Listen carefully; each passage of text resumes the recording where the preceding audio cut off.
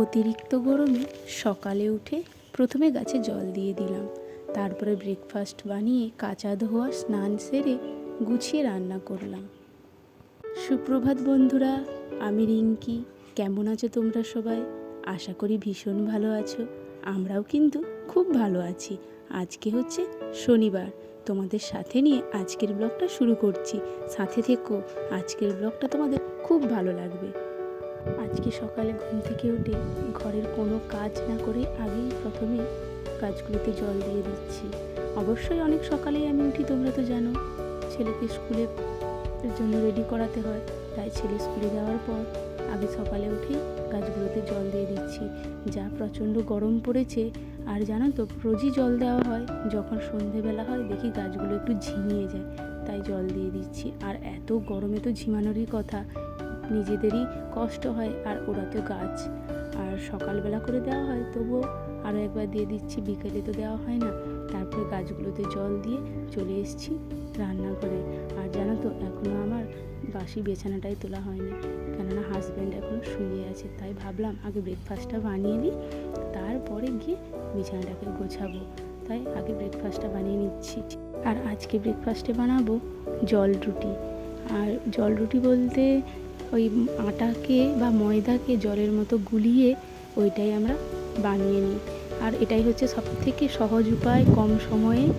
আর এইভাবেই বানাই। এটাকে জল রুটিও বলা যায়, গোলা রুটিও বলা যায়, কোনো বেলাবেলির ঝামেলা ছাড়াই। আর যা গরম পড়েছে, যত শর্টকাটে কাজ করা যায় সেটাই মঙ্গল। কেননা অত গরমে কাজ করাটাও এখন অনেকটা কষ্টের হয়ে যাচ্ছে, শুধু ঘেমে যাচ্ছি, বারবার জামা কাপড় চেঞ্জ করতে হচ্ছে। আর সেই দিকে আমার সমস্ত রান্নাবান্না কমপ্লিট হয়নি এখনও।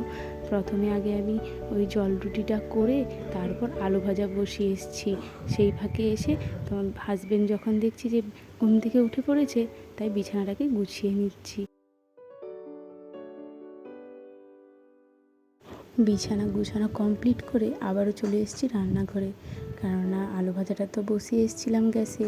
তাই এসে দেখি যে আলু ভাজাটাও কমপ্লিট। আর এভাবেই জানো তো কাজের ফাঁকে ফাঁকে সমস্ত কাজগুলো করে দিই।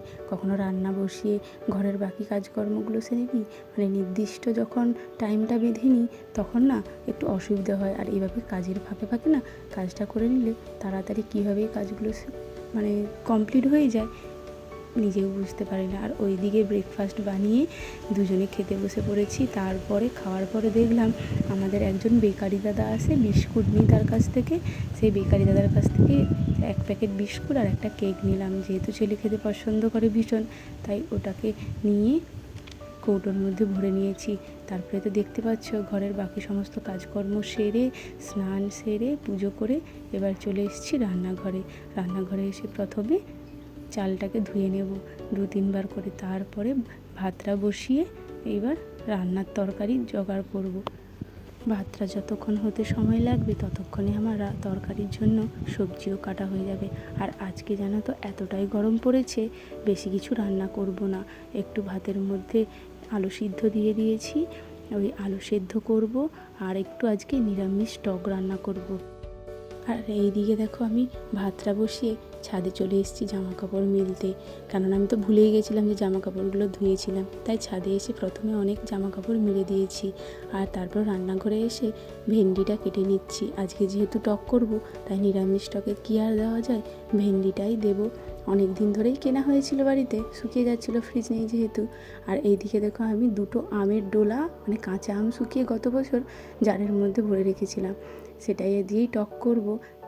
তা টকে তো সর্ষে দিতে হয়, তাই সর্ষেটাও শিলের মধ্যে বেটে নিচ্ছি। আর জানেন তো এত গরম পড়েছে, আজকে না বেশি কিছু খেতে ইচ্ছে করছে না, তাই ভাবলাম একটু ঝাল ঝাল আলু সেদ্ধ মাখা আর টক দিয়ে আজকে ভাতটা দারুণ জমে যাবে খেতে। আর ওই দিকে দেখো ভাতটা বসিয়ে রান্নার সমস্ত জোগাড় করে তারপরে কিছু 2-1টা বাসন কোসন পড়েছিল, সেগুলোই ধুয়ে নিচ্ছি কাজের ফাঁকে।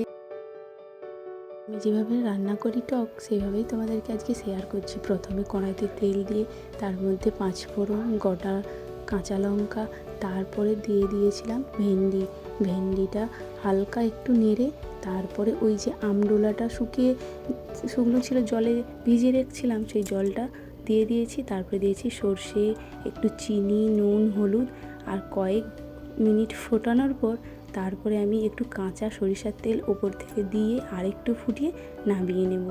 আর ওই ফাঁকে না কৌটোগুলো একটু মুছে গুছিয়ে রেখে দিয়েছি, মশলার কৌটোগুলো। আর এই দেখো আমার রান্না কমপ্লিট। আর এভাবেই আমি টকটা রান্না করি। তোমরা কে কীভাবে রান্না করো আমাকে কিন্তু কমেন্ট করতে ভুলবে না। আর আজকের এই সিম্পল রান্না, বেশি কিছু রান্না করলাম না এত গরমে। আর আমার ছেলে না ভীষণ পছন্দ করে। রান্নাবান্না কমপ্লিট করে গ্যাস ওভেনটা মুছে নিচ্ছি। আজকে শনিবার, তাই ছেলে আজকে তাড়াতাড়ি স্কুল থেকে বাড়ি চলে আসবে। আর এখন ঘড়িতে বাজে ওই ধরো না 10টার কাছাকাছি। তাই রুমে গিয়ে একটু রেস্ট নিয়েছি। আর এই দেখো 10:30-11টা বেজে গেছে। ছেলেও দেখছি আমার ঘরে চলে এসছে। আর ছেলে আসার পর ওর কিছু গুড হ্যাবিটস ওকে আমি শিখিয়েছি। ও প্রথমে বাড়ি এলে বাইরে জুতো খুলবে, তারপরে মোজাটাকে খুলে যেই জামা কাপড়গুলো ধোয়া হয় একটা ঝুড়িতে বা বালতিতে রাখা হয় ওখানেই রাখবে। তারপর আই কার্ডটা যেখানে ঝোলানো থাকে সেখানে ঝোলাবে। জামা প্যান্ট নিজেই এখন খুলতে শিখে গেছে, জামা প্যান্টটা খুলবে। তারপরে 1 গ্লাস জল খাবে, তারপরে রেস্ট নিয়ে স্নান করে ঠাকুরের মাথায় জল দিয়ে তারপরে যা করার করবে। আর জানেন তো ছেলেকে যে আমি এই সুশিক্ষাটা দিতে পেরেছি, আমি না মা হয়ে অনেকটাই গর্বিত বা ধন্য মনে করি।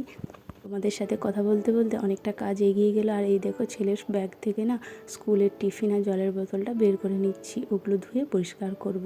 আর এইদিকে ছেলেকে ওর বাবা স্নান করিয়ে দিয়েছে, তারপরে ঠাকুরের মাথায় জল দিচ্ছে। ওই যে ঘটিটা বেঁধেছিলাম ওর মধ্যেই জল দিচ্ছে।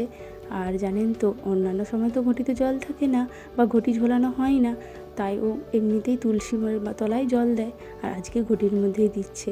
তারপরে বলেছিলাম না ও একা একাই এখন জামা প্যান্ট পরতে বা খুলতে পারে, তাই পরে নিচ্ছে। আর জানেন তো সবাই আমাকে বলে তুমি তো সারাদিন ভিডিও করো, এই করো, ভিডিও বানাও, আর ছেলেকে কতটা মানুষ করলে। যখন আমি এইসব তাদেরকে বলি তারা সত্যি অবাক হয়ে যায় যে আমি মা হিসেবে ধন্য। আর এই দিকে দেখো ছেলে স্নান করে ওর বাবাও চলে এসছে, ভাত বেড়ে দিচ্ছে খাওয়ার জন্য। তবে আজকে এই পর্যন্ত, আবার দেখা হবে।